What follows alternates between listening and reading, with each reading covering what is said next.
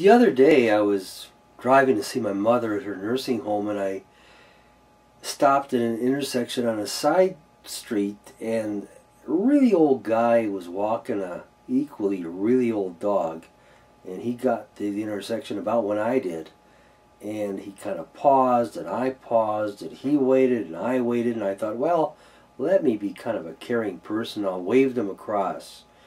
And he kind of paused, and I waved him some more, and then eventually he actually slowly and really painfully almost limped his way across the street with his dog in tow.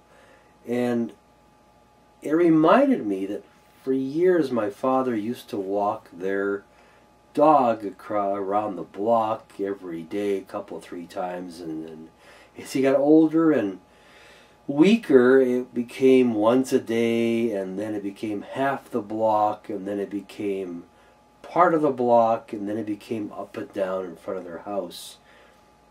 And by then my father really couldn't see well at all, and the dog couldn't see either, so where he was almost the blind leading the blind.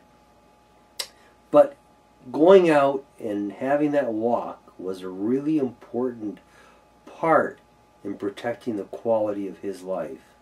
He needed to demonstrate that independence, that sense of having control of his life. And I had to learn to respect that, because I became very worried that, wow, what if he slips and falls? What if he trips? What if whatever? And I had to leave the whatever behind. I had to let him do what he had to do to feel a sense of comfort and control, that he was living his life to the fullest he could, even though that life was retreating over the years. I think the lesson I learned was that we need to respect our parents' need for their sense of independence, but we also need to ensure that in the process of having that independence, they don't harm themselves or others.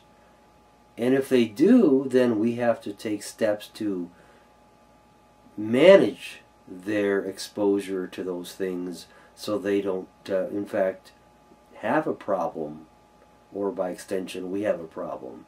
And that's part of being a caring, I think, child to elder parents. And we need to just be very conscious, as I became, that that walk every day, at first longer than shorter, was a really important part of my father's life.